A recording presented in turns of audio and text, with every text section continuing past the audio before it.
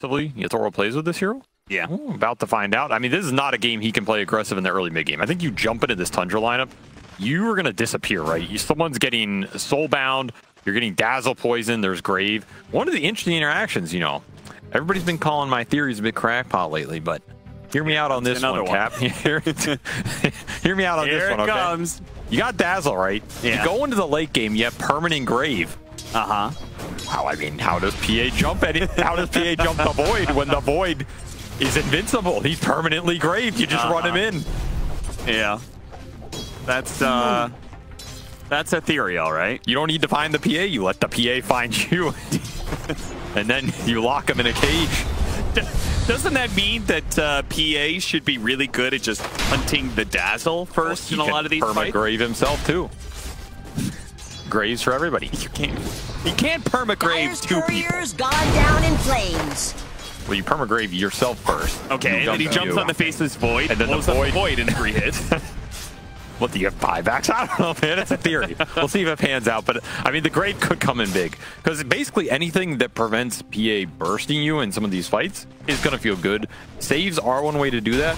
I mean, another way is, you know, instance block. But there's no instance blocking happening in this game. Would you care to except backtrack? Elaborate? Actually, there's backtrack. Yeah, there's backtrack. There you go. You don't want it. I know it's a very specific characteristic that you put out there. You want to elaborate on that, or are you trying to save your strats for TI? I'm saving my strats. Okay. I'm just saying, there's an assassin that's quite good versus the Phantom Assassin that we have not seen yet. It's called the Templar Assassin. That has a certain spell called Refraction, which gives I thought you were talking about the stealth assassin. Yes, it gives you, well, that too. It gives you 13 instances of block with talent buffs. Pretty good versus Phantom Assassin late game when she has to try and poke you down and initiate on you. Yeah. So you think there is a carry in late game that doesn't instantly die to PA? I would try it out, lose, and then ban it, but you know, it's always worth a go. What's happening in this game, however, is another cheese dazzle mid versus a melee hero. And Laurel is feeling the pain of the Thompson Daz man right now. Looking very familiar to the game where he played it against Nisha. I think he's dead, though. Yeah, he can't actually win this fight, I don't think. Well, he'll try, but Thompson's too fast for him.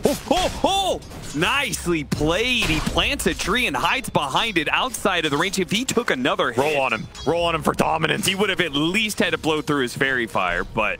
Very nicely played. Gets 2 CS with a boulder kick. Well, I guess that's a maneuver. Yeah. Still not doing much for him here, but... It kind of still leaves him in a shit situation. That's time to roll all the way home. It's the Shadow Priest. Sends you into the Shadow Realm.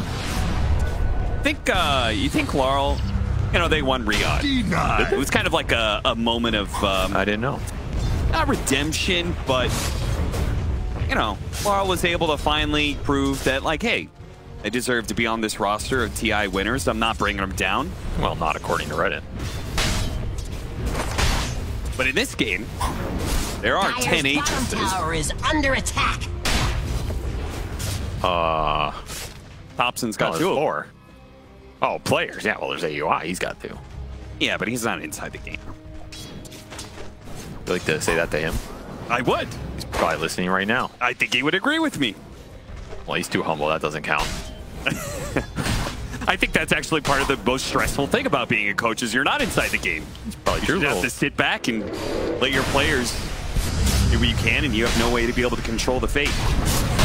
Mira, is this going to be our first blood? Has a fairy fire. He's going to be okay. The first blood does happen. It's on the other lane. 33 picks up the kill on Mapushka as he steps forward trying to interrupt the hard camp. 2 for 1. Yatoro is also going to die. Yeah, 33. That big old octopus on the end of a staff gets a double kill. And itemization paying off big time for Tundra in some of these side lanes. An early headdress on Tidehunter, not an item you see very often in the current laning meta because it's very expensive for what it gives, and you have to get it early on in the lane for it to pay off, especially on a core. That is like unheard of, right? So to go this early headdress on the Tide, have the extra regen versus the spam of the Warlock and the PA, pretty damn smart by 33, and it pays off on top of the wand charges as 9 suicides to be able to come back. Just gives them the extra manpower to fight that lane through the early harassing and get the kills on the backside. And now all of a sudden you have a top net worth Tidehunter in this game, who's cruising, while his Earth Spirit is continuing to suffer because he cannot lane mid. At this point, Laurel wishes he was playing Ember against Huskar. He would be feeling less pain, I think. Yeah, legitimately. Nine's gonna show up, like Thompson needs the extra help. He gets a refill on the bottle. But this is what it does. It creates the gank potential. When you have such an advantageous one-on-one, you want to use it. You want to be able to gank, get your supports free kills. It's just extra levels on the board, extra assist gold. This is going to be a tough early game for Team Spirit, I think. I mean, they're doing a pretty good job getting out of these side lanes, and of course, Collapse is free farming. That was pretty much guaranteed. So he can bring them back in terms of tempo. It's going to be the Dazzle show, though. And this is a hero that Thompson's been very successful with this tournament. Is very comfortable with. Are fortified. And that can go a long way. They're going to have rune control. Secure the rune for Mira. He picks up the arcane rune, knowing that Nine and Thompson can very easily bully for it. They're just going to bring everybody to this rune fight. Taking over here, they're going to catch Mira as he was trying to cut into this lane to protect Laurel's tower. The rollout is going to happen. They'll get the trade. Snake King dies for that pickup on Mira. 1-for-1 trade-off in the mid lane. Honestly, not too bad for Laurel. I mean, he gets an extra kill, and he gets some time where he doesn't have to 1v1 the Shadow Priest here. Very happy for that. But everybody's free farming on these side lanes. Everybody is just getting solo one-on-ones, and they're not getting harassed as the two beefy boys are just pushing in the waves and cutting.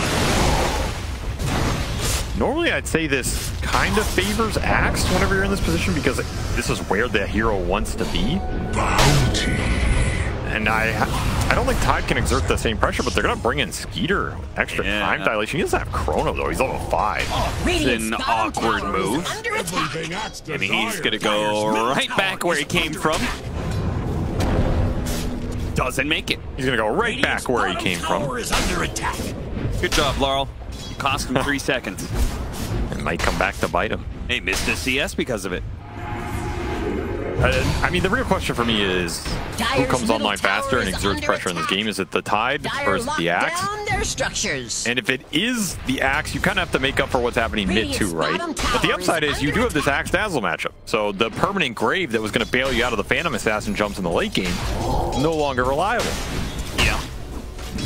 Strategy in shambles out here for Tundra. There is little aspects, though, to the Shallow Grave. It gives heal amplification, right? Well, not if you're dunked on.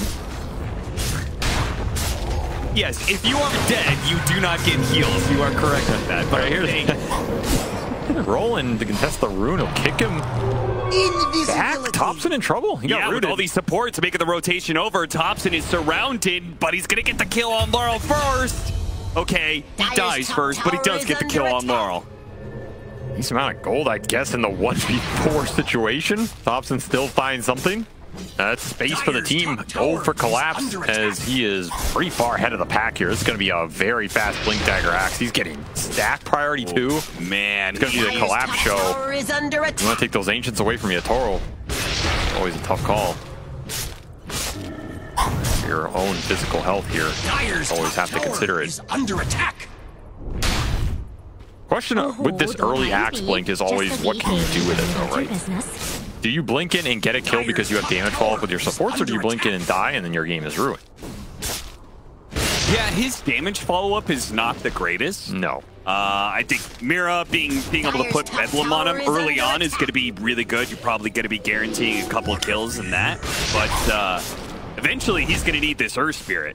Yeah, I think that's the big combination. It's the Axe jump into the Earth Spirit roll. You get the Magnetize going. That's the team fight that Spirit are looking for, because then you can throw the Bonds and the Brambles on top of that, and everything comes together, right? Earth Spirit Warlock, classic combination. Only here you have one of them as a core. Because he's faster, they're going to look for 33. He is very tanky here with early phase boot armor. He does have Ravage. If he wants to put it to use here, he's going to put it to use last second. Tyrus Mage drops the Mystic Flare, and it's enough to be able to kill Laurel. And 33 sneaks away into the trees and TP's out. Really smart TP here. And it's just going to leave everything to clean up for Skeeter. He does have Chrono if he wants to commit it. Collapse going to show with the blink. But again, the damage. Yeah, he doesn't really get the jump in. He won it there. He should be able to get the chop on his Snake King. That extra movement speed might lead him to find another kill. 9 is going to be spotted. Nowhere really to run to. Trying to dodge the brambles, but Collapse is there with the call. No mana. Oh, we can't get a jump. Is under attack. Big wand to get stack number 3 here for Collapse before the 10-minute mark. Damn, that is quite good. Most last hits at 10 minutes too. He is at over 100 at the 10-minute mark. Absolutely decimating the neutral creeps in this game. And a third jump just to seal the deal, but he will not get the dunk because Laurel kicked him away. Laurel, why do you do this? Radiant's middle tower is under Well, he has to make up for it. Redeem his honor by killing Snaking, or at least setting Collapsed up for a chop on that one. Man, why did I ever doubt Radiant's early middle Collapse tower axe is blink under dagger? attack. Never again. Don't doubt Collapse on Blink. Why would I doubt him? He just runs. Radiant's middle He's top, tower gets is 2 under supports, attack. goes mid, gets their mid Radiant player, structures are and dunks fireproof. Snaking again, who respawns and insta-die. Dyer's bottom tower That is quite a bit of momentum for this offlaner. I mean, Laurel's still struggling in this game, Dyer's top but tower has Collapse is definitely going to make up for it, and a last hit for the Earth Spirit here. Very We nice. got the rolls started right before the sounds, but it may not matter. Too many slows, too much range. 9 and Thompson. Yeah, he's having a rough one. I think there's just not much Spirit can do to help him. It's the way the draft functions. Like, you first pick this Earth Spirit. Tundra picked Dazzle into Grim to make sure, one, he has no lane, and then you have this Soulbind for him later. It just doesn't get much easier in the fight. So Laurel's going to be a liability for quite some time. It's just going to come down to Collapsing and Yatoro making the fights happen. And, of course, you get the Magnetized Fatal Bonds combo going. Do his job. More stack priority for Collapse will push him up to 118 last hits. Will Absolutely ridiculous. Will that be a detriment to Collapse later? Like we were talking about, the combo is the axe jumps in, the Earth Spirit follows it up. That seems like a pretty dream situation to get a Soulbind onto. Yeah, you do have to think about it. I mean, you can't get a grip silence out if you're really Bottom clutch. tower is under attack. Early BKBs are going to help versus Tundra lineup a lot, right? Because they do not have much that goes through the BKB outside of the last pick Faceless Void Radiant's here. bottom tower is under attack. It's something to think about. Also depends who you jump, I guess, if you can find the supports. No. But I think it's a situation where you don't need too much net worth on this Earth Spirit for him to do his job. You just need to find the right openings. Still, Tundra efficient on the map. They'll double clear through the stacks. Tag team effort here. Regeneration. 33, not used to having to share these, Radiant's but bottom tower is Thompson under didn't get the attack. memo. Yeah, Thompson is closing on the Aghanim Scepter, so he really wants to get that one. Pipe is complete for 33, thanks to that little bit of gold. Snaking will die in the top lane. Not that big of a deal. Team Spirit bringing 4 heroes for that pickup. Yeah, they didn't get the dunk either, so huge waste of time for Collapse, to be honest. You have the blade mail yet? Of course, you use Axe's net worth, man. This must be one of the most farmed axes of all time. It's got to be up there. He even brought a smoke with him to deliver that blade mail. That is nice. He is incredibly strong right now. Pretty much a guaranteed kill on anybody you find with any sort of follow-up spell. And they really want Thompson or Skeeter here. That's who they're looking for. They might find Thompson. Dyer's Perfect bottom catch. tower If they is can kill him, under the Bedlam's doing a lot of damage, and the Shalgrave can't protect him. The That silence Bedlam. does stop the extra bit of chop there. Calling blade charges, Dyer's not bottom going up tower yet. is Here we under go attack. again. Dyer's bottom So tower the map has pressure fallen. Collapse is creating right now with this Bedlam follow-up is really nice because the cooldowns are just so damn low, right? Yeah. That's the nice thing about Bedlam here. 30 seconds. There are not many ults from a support in the game that are this low cooldown for an axe to just play off of. Like, even Skywrath ult, it's low cooldown, but it takes so much more of your mana pool. The uptime is not necessarily guaranteed, and even that's 60 seconds. So you're looking at 2 for 1. This is quite a nice combination with the change. Team Spirit showing off all the little synergies here, making the map work for them from a very precarious early game with that mid matchup dominating a lot of the rune control and the rune battle that they had to commit to. There'll be a double damage in the river for Laurel as Collapse makes another move towards bottom. That is a pipe Tidehunter. Early utility for 33, just wants to shore up the team fight. And he is still #1 net worth in this game. That's the crazy part. Somehow he has overcome, well, he falls back down, but he is neck and neck with Collapse in terms of farming it up. That's those ancient stacks. Oh yeah.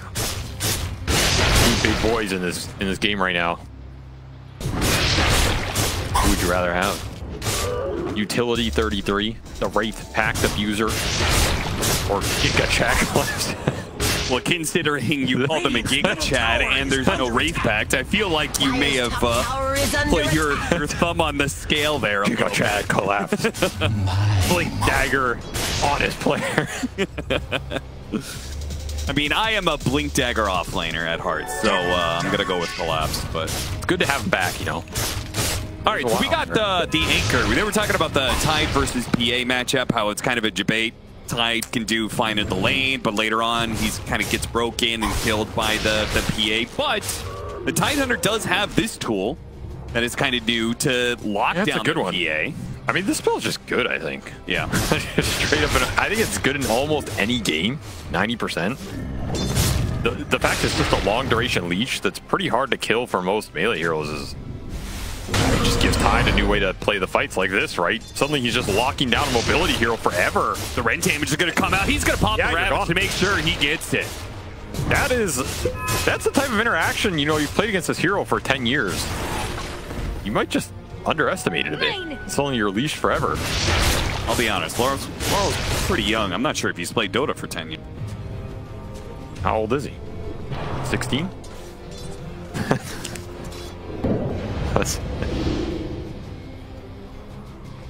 7-9, 1,000 net worth lead for Tundra, as we're setting up to a point where Roshan has got to be an objective both teams are thinking about. Collapse. Smoke breaks on him. ETP's out. Nobody can get caught here. to his outpost, man. That was a little greedy, I'm gonna be honest. Yeah. A little greedy there by collapse, but he'll get away with it. They stick around. They drop a ward before they retreat. I have a feeling Team Spirit, they want to keep playing here if they can. I mean, are they thinking that Tundra is going to potentially go for early Roshan, right? You have the Dazzle Tide Hunter lineup, so you have some minus armor. And this Dazzle honestly does it pretty reliably with extra sustain. Not an objective you want to give up to your Spirit, but I don't know if Tundra are thinking about it this early. They've got to face this Void lineup with Midas Maelstrom. Yeah, I was going to say, their carry. Skeeter probably is not interested in Roche. Not at all. Blade Mail Reflect, but you have some spell lifesteal. They're slowed down quite a bit here. If they can't finish off this Earth Spirit, he will deliver some retribution here. The golems will do the work. Laurel doesn't have to. He's going to roll out here, see if he can find the other support. He knows Snake King's around. Rolls through the trees, spots him. Is his roll going to hit? It does. In time, stops that TP. Second pickup. And meanwhile, bottom, the real prize as Collapse combines with Yatoro for some damage to find Skeeter. I think Skeeter thought he was safe because he saw all these supports top, but of course Yatoro happy to get involved here, and that Blade Mail doing a number on this Maelstrom Faceless Void. It's a very good axe matchup for a lot of the game, pretty much forever, I think. Yeah, until you're like 4 or 5 slotted with like Scotty Satanic or something. And they've been looking for that kill. I think they were looking for that kill when they initially grabbed the Blade Mail and smoked. Yeah, and they have been eluded by Skeeter this entire time until now. I mean, unfortunately, Thompson, read that smoke and tanked it for his boy very deliberately. Of course, of course. But this time, that Dazzle nowhere to be found. I also think this Ags Rush from 9 is... it's interesting. I want to say it's greedy because you could go for some interim item like a Veil or even just casual Force Staff. Maybe, I mean, Atos we don't see anymore, but these types of items traditionally have been the go-to for Skywrath to build some momentum on the map. This is just like, I'm just going to scale into the late game. I'm just going to be the ultimate carry. And Skywrath is another one of these supports in the current meta, like these Dark Willows, that if you get to the ultra late game that gets really weird and you get 4 or 5 slots, you do just carry the game. This hero becomes absolutely insane. Yeah. Especially with all the armor stacks you build up, you're just going out. You get the shard and you've got all this magic resistance from intelligence and the armor. Initially I was thinking the Skywrath versus PA matchup is incredibly PA favored, but you get to the ultra late and you just go in with Scion armor.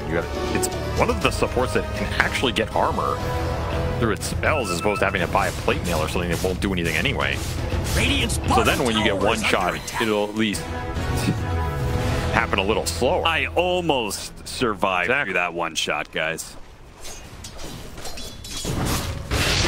Thompson will have more time to grave you. Still, Tundra looking for some sort of team fight, I think, with this Chrono Ravage they haven't been able to use on the map, as it's just getting split by the Phantom Assassin they can't see, and Collapse constantly shoving in bottom. Now it's going to be daytime Roche. Poshka will follow it. Is that the worst thing, though? They're not able to get a Chronosphere plus Mystic Flare, but they're not really behind for it. They're down by 2K net worth, but that's not that bad. And they probably feel confident about their late game, right? I mean, I feel like in some ways they did orient their lineup for late game. That's what the panel said anyway. Who said that? The panel. Yeah, was it Fear or was it Synderen? I think it was Synderen. Noted. See what happens here. Just note that down, chat. Note that down. Radiant's bottom tower. Noted. Here's again the Hey, there it is. yeah, the old courier tormentor abuse. Radiant's bottom tower is under attack. Not as exciting the second time, but just as disgusting, for sure. Well, they tipped them because they know. Like, yeah, we saw the clip, man. Radiant's that bottom cool. tower is under attack. I mean, you are cool, but Maybe I was about to say, isn't that... I feel like that tip is saying, you're really cool, Thompson. That's what I think when people tip me in pubs. that's not the case. Saying, wow, Cap, you're so cool. Nobody's ever said that in their entire life. I'm surprised neither team has manned up for this Roche yet. This game, because the game just feels so slow. Dyer's top I mean, there is a tower lot of is AoE team under fighter on the attack. pit. You don't want to get caught in there, but sometimes these games that are stalemates, somebody just usually does it. It'll be another Bedlam jump and another dunk for... Yeah, silence him. Another Don't let that dunk happen. dunk for Collapse in his mind. I don't know. He thought real hard about I Collapse. feel like we're just playing the PA game, right? If I have Phantom Assassin and this game is pretty slow, and I'm getting to my Phantom Assassin's third, fourth item, and I'm going into Roshan with my Desolator timing and no one's touched me, I'm pretty confident in this meta I'm going to win the game. Or it's the game plan that I want to have happen. Now, if something goes wrong, you get stalled, it goes to 80 minutes, of course anything can happen, but this feels like the PA show. And it's going to maybe just come down to Skeeter or 33 finding Yatoro and getting a big old planet on him. That just seems difficult in today's game. You're doing it against the original PA god as well. This guy was playing PA before it was cool, before it was good, before anybody knew who he was. I still think there's some options. Even though they have an axe, I still feel like there's some options here for the counterplay with Shallow Grave. Oh, so you're buying into my theory now. What was your theory? The old permagrave, and then he can't kill anybody. You know, you get the Juju armor too. So if Dazzle goes in, he has like 8 graves. Then you can't kill the Dazzle because he's got 80% physical resist.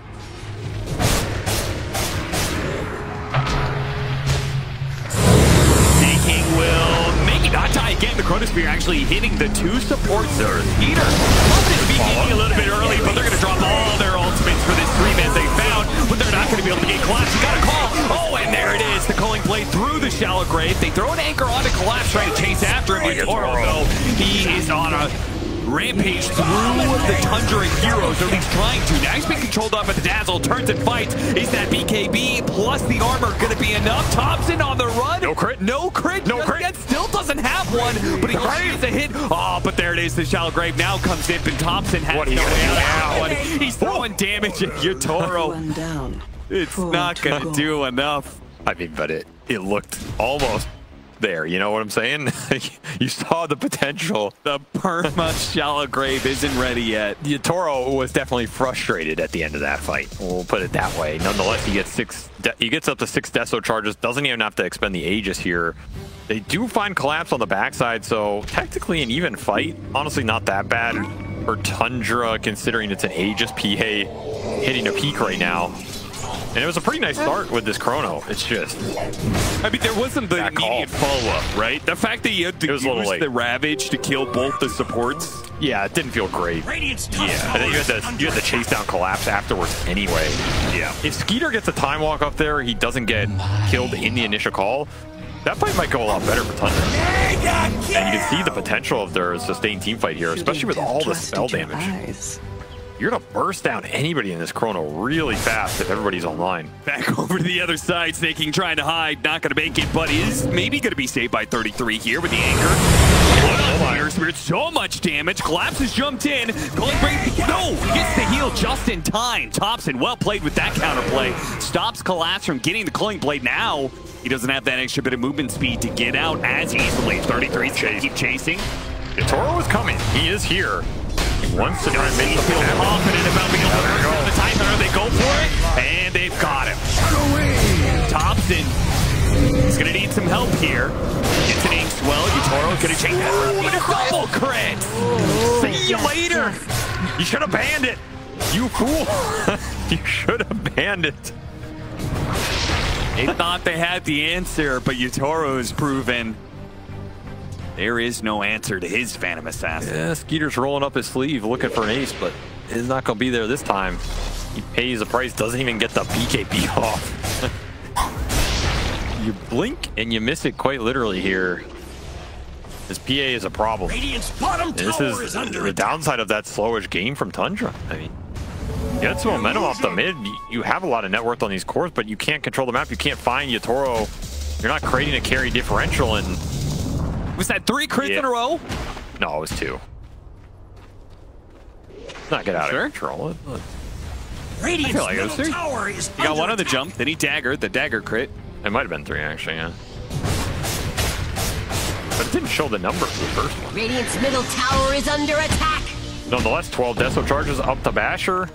Level 22 here. Yeah, he's rushing straight to the Abyssal too.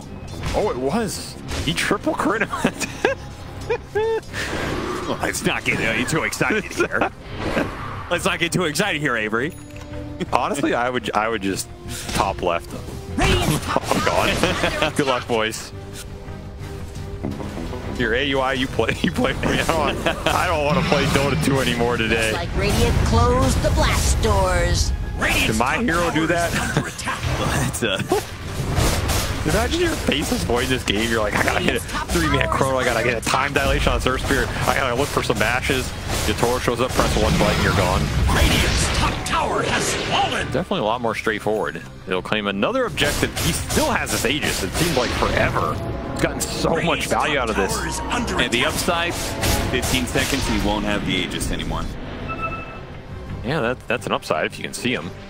Radiant's The middle issue is tower is he under extracted attack. so much out of this time period. You're looking at the net worth, but I also mentioned the levels, right? Yeah. He's so far ahead of the Faceless Void in both categories. It is ridiculous. This is going to be a mountain to overcome. It is not going to be an easy game for Tundra if they want to pull this one back. It's going to have to be back of some crazy good teamfight spellcasting with their ultimates, protecting the backline here. They have 3 backline heroes. I mean, Dazzle's a pseudo backline, but it really is on the jump. The anchor controlling the Earth Spirit, getting a good soulbind out, and then finding the PA with the Ravage or the Chrono. If you don't connect on one of those two, I think the game's going to be hard. And Team Spirit know this, so it means green light for Collapse to jump in, find these big targets. You can also blink call this Tide with the break going in. It's not a free front line for 33 this game. Yep. And Kaya, I like this Kaya build on the Axe. You get larger Radiant's threshold for your middle ult tower here, is under more attack. damage coming through. Yeah, this is the second half of the build for Axe that Radiant's you a lot of middle times tower don't is see under because attack. so many times Axe is able to make a big splash early on, but then he's usually dying. He's not keeping that net worth up, but He has kept the net worth up this game. yeah, He had his 60,000 choice. ahead of anybody else on the side of Tundra. Now, normally you would have Phylactery with this build. Of course, yeah, that is the standard Yeah, so, you know, set by Avery Silverman. he's not quite at the TI-16 meta, but we'll give it to him here. Toro showing on the wave. This is a battle for control over Roche. I mean, Roche is not spawning that soon, so I think Tundra just looking for a team fight. They have Shivas on 33. He's going to try and frontline now. Maybe the Shivas is enough. He can just show and bait the jump, but it's pretty spooky with this PA break and the crits. I honestly think you just get deleted. Radiant's middle tower This could is set up a under chrono. attack. This is the pre-Roche Dyer's fight. top When you have tower those is long under cooldowns. Yeah, it is. You get a fight now, or you don't Radiant's fight at middle all. If tower it, is like under 30 attack. seconds go by, you don't get anything. You really don't actually want to fight because otherwise your cooldowns may be on when Roshan actually It's spawns. also setting up the vision, right? Tundra get 3 obs on this bottom part of the map. It's going to be daytime Roche. They're going to pay off in the later portion, but Smoke Doesn't matter. Team Spirit gets an initiation on him. Gets a two-man silence. Jumps over the Tidehunter. Tidehunter broken. Can't ravage anything. Can't ravage anything. BKB, because the other heroes have initiated on the rest of Tundra. A big jump in for both Laurel and Collapse. Pretty much taking out any resistance that Tundra had left. Thompson, he's going to be chased down. Blink away, actually. All right, he can stay out. Yeah, thanks to constant regard to Scion armor. He's going to be able to jump away. 9 Scion that. He had the Scion armor. He sure did, but I mean, he tanked a couple hits. he had there. an extra 26 armor. I mean, it looked kind of cool until the PA showed up. And that's the problem. I mean, who can frontline versus hero? This is the Tide PA matchup. Yatoro just jumps him. Didn't even need a stun. Just solo kills 33 in the course of 2 or 3 seconds without any follow-up or control. And then the call can catch Skeeter. Just way too much freedom right now for this Phantom Assassin. And they don't have a vision mechanism. That's another piece of the puzzle you have to solve with this hero. Okay, you have Chrono. You can kill him in the Chrono. Yatoro will die. You have to be able to see him. Speaking of see him, Yatoro sees Thompson. Thompson does not see Yatoro. And that vision's about to become even harder because the Aghanim Scepter is going to be the next item built by Yatoro. Look at the early ags on the Earth Spirit as well from Laurel. He's caught up in this game, opted for that Stone Shard. He can just go in and even save Yatoro if it really comes to it. Or Stone vision, it just kick somebody in. His meld's still not Quick, what is this? Man, this is so insane. Oh, they know. They blink for it. They didn't know that he's actually there. They get him inside the Chronosphere, but after he popped in a BKB, they're blowing everything they have to be able to control him up at the BKB. He gets so far. He gets kicked away. Saved for a blow. But they had the Grimace on him still, so they knew where it was after.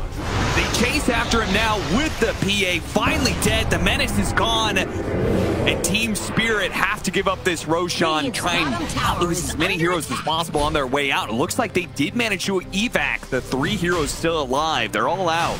That was Tundra claim a big prize. Such a sick save by Laurel, but it just doesn't matter because the anchor and the Phantom Chase, the vision, was still on Yatoro, and it's enough to finish him off. Yeah, the Phantom Embrace stays on you even though you're in stone. Something chased him. It also was probably some of the bolts from the Skywrath. Yep, that also was following him, yeah. Either way, that whole fight starts by 33, I think accidentally blinking on Yatoro. That was my impression. I mean, he popped Shiva's. He must have seen something. It's because he got spooked off the cliff. So Spirit were about to threaten going on 33 on top of that high ground, I believe, and he just wanted to get out of there because the Bramble got thrown. I legit think he accidentally blinked on Yatoro here. And either way, it sets up the dream as they finally find the Phantom Assassin. Oh yeah, it was the anchor. Notice the pre-grave on Skeeter as well there. Just to prevent any crit shenanigans. They're already thinking about it. Damn, that damage in the Chrono is severe. Even with the BKB coming out to negate some of it. You get caught, you're gonna die. That's what this pick is designed to do, and that is a huge team fight win for Tundra. As they get Aegis on the Void, which is massive this game, because now, even if you jump Skeeter, he can come back and you have a better shot of finding where the PA is in the fight. He also got up to that level 20, a massive talent for the hero with this Mjolnir Midas build. So much attack speed, so much proc action. If you get to MKB now, it's pretty much guaranteed you'll kill Yatoro in a Chrono. Which is probably guaranteed because he has the Aegis, right? This should give him the window to get plenty of farm. Yeah, I mean, the thing is you can kill the Void without committing the PA going in. Oh, that's nice. Look, he's going to be able to block an additional 24 damage when he gets hit by the 2,000 crit from PA. It's pretty good. That's pretty nice. Every little bit helps, you know. You know, the next fight when he lives on 2 HP, you're not going to be laughing, are you? Yeah, that's true. That happens. East Rune in the river, not a double damage. Take it, and Lincoln's on top, so going to help him be protected from some of these daggers. Try and guarantee that grave coming out. And there's so much spell damage in the tank. Got the anchor. I'll force a quick BKB. This stone save is also very important for Spirit. It's becoming more important in this game in terms of I feel like you might even consider Aether Lens to maybe be able to stone him in the chrono. That's a consideration here. Blink might also give you some more mobility. It's hard to get it while he's... If you save Yatoro in the chrono, this game becomes way more reliable for Team Spirit in the fight. That's pretty much the biggest threat. Yeah. You don't have another save. You have a Terrorize, but they're all going to be BKB'd. Can't figure out that soon, though. Then start going to really late game where you maybe have a refresher on the Void.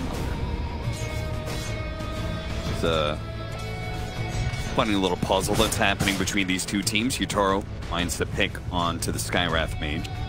The 7th death for 9. Approaches his lucky number. Yeah, Ghost Scepter, not doing too much for you there. Good try. You know, you bought the physical defensive item on a support versus physical carry, and dumbass. You know, it's so stupid. He's got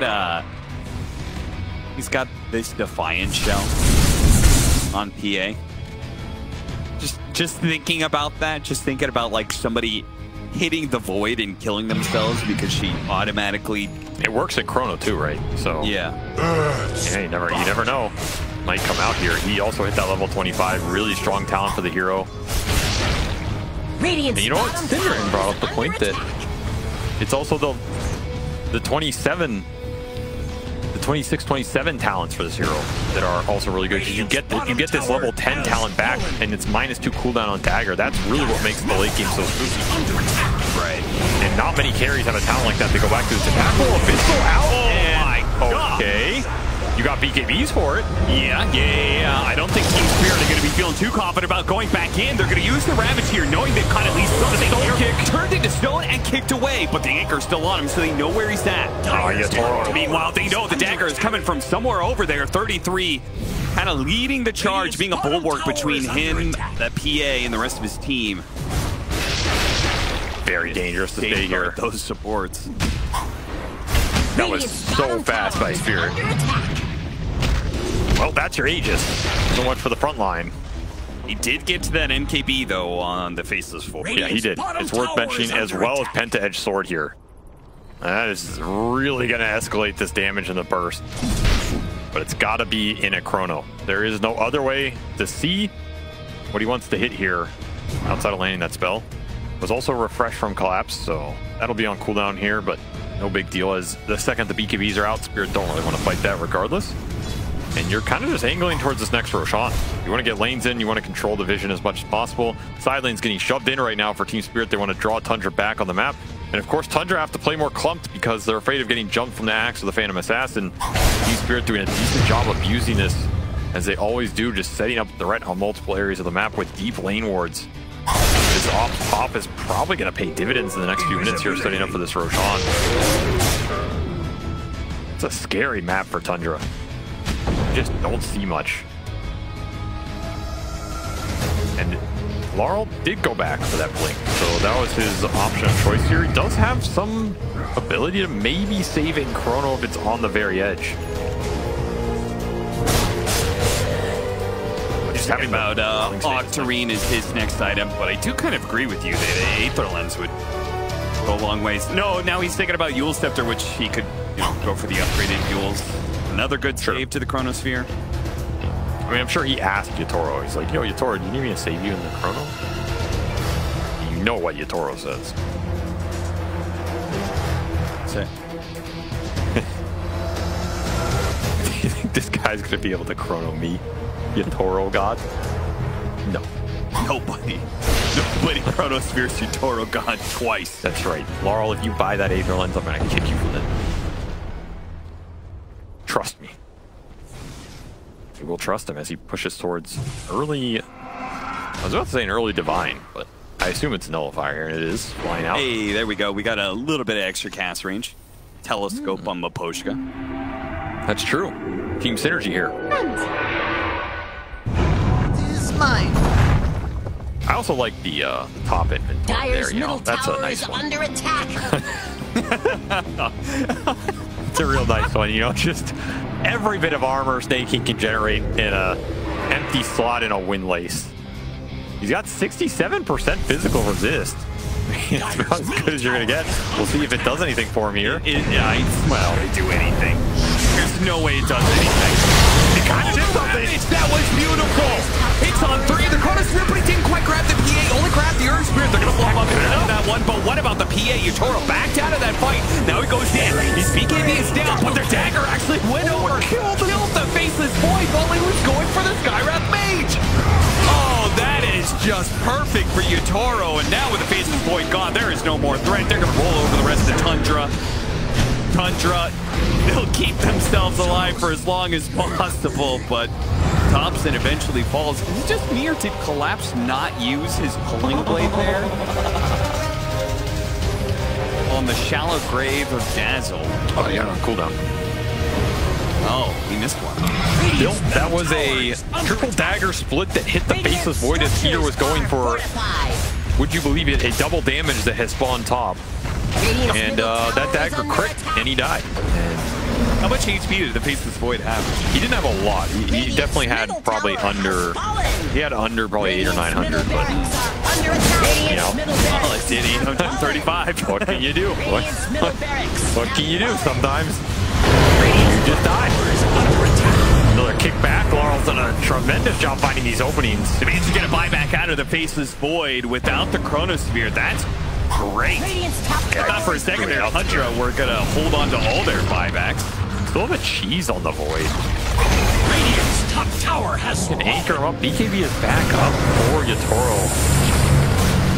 Just anchor him, phantom him.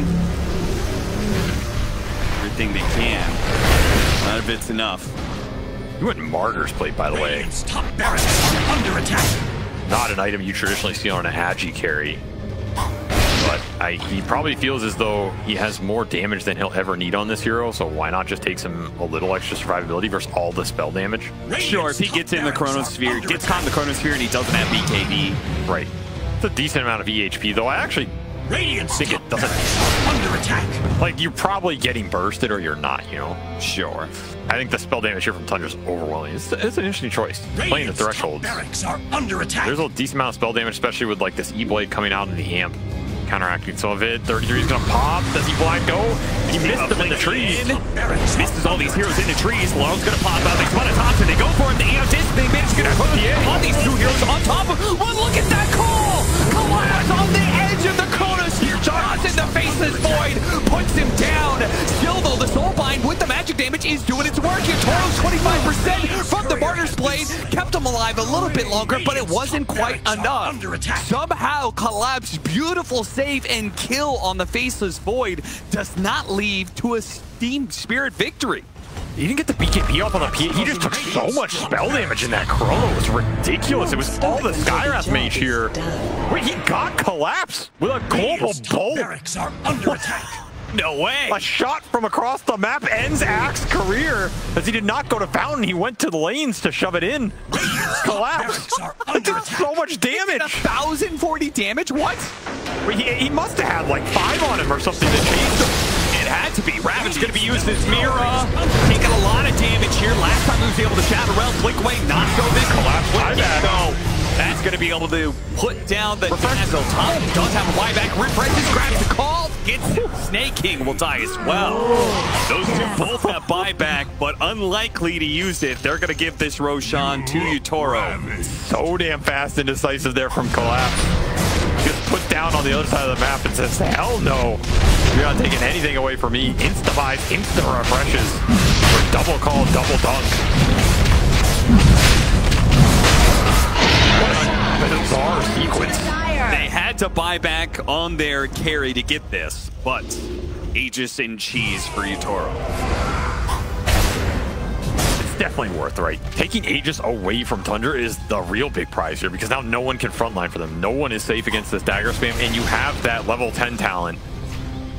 I mean, it's ridiculous I'm saying that, but you have the second level 10 talent for the Phantom Assassin, so these are really low cooldown daggers coming out in the late game that really hurt here. 4 seconds. There's the power of the extra levels. He's got pretty much max Deso charges. This PA hurts, man. It really hurts. You're gonna need some more Wraith Bands for these supports. Arcane Blank for the X. matches the cooldowns. Collapse will try and find the openings. He has found them all game. One more, you're going to get Megas. Might just end it here. Question is, do you push with this Aegis 4 minutes? You're not going to have buyback on your 2 big cores. A couple minutes after this Aegis expires, it's a risky go. Like, even if you get Megas, this game might not end, so you're risking losing to claim objectives that don't necessarily win you the game. Doesn't sound great to me, right? Now, if you find the Faceless Void, you know he does not have buyback right now. So that is the best jump for Spirit, and they will take that. If Skeeter shows, you take that Faceless Void, you dunk him down, you get a 5-on-4. And of course, you can always just spam daggers out and play it slow. Laurel can also kick somebody back. Take a fight displacement that might be a bit safer. Options are on the table here for Team Spirit. It's just about how safe, how conservative do you want to play it right now? How much do you want to push it with no buybacks? If you're Tundra, I almost feel like you want Team Spirit to take that risk.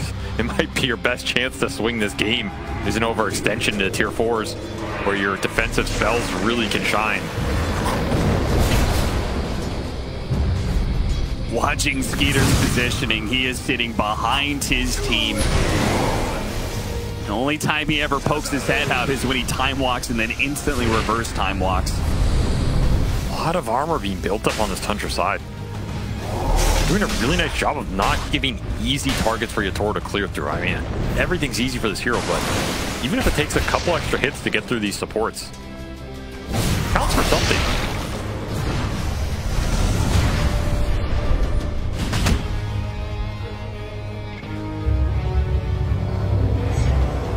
Tundra looking on the side. Do you have this level 25 talent on Tide, extra Ravage stun duration?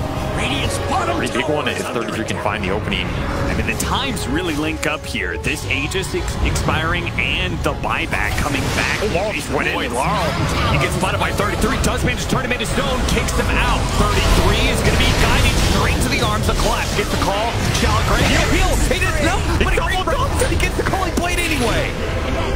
Collapse at the counter to all the heal coming out from Thompson. Can't get him the first time, he'll get him the second. No hesitation on the trigger. That is your pressure down, but you still have a Meek and me up for Collapse. Sees his opportunity. Jumps on his Snakey for the Shallow Gray. The soul bind and all that extra damage, man. The magic damage is intense, but the call for Collapse. It got the Faceless Void. He doesn't need the PA to be able to kill the enemy. He's doing it all by himself. The Ravage finally comes through, but they're going to have to do it without their Faceless Void. The magic damage is what's going to have to push them through, but Collapse with another great call. He keeps on hitting him. He chops down one, looks for another. Never mind. Yatoro will just cleave through them both at the same time. Collapse has hit every single initiation needed to end this game. An emphatic move from the offlaner of Team Spirit. He wants me back time after time. And he's gonna get it with a rampage to clean him up. See ya in game 2, Tundra. This one belongs to Collapse entirely as he puts on an Axe masterclass right here from the start of that game to the end. Just straight up carrying every fight.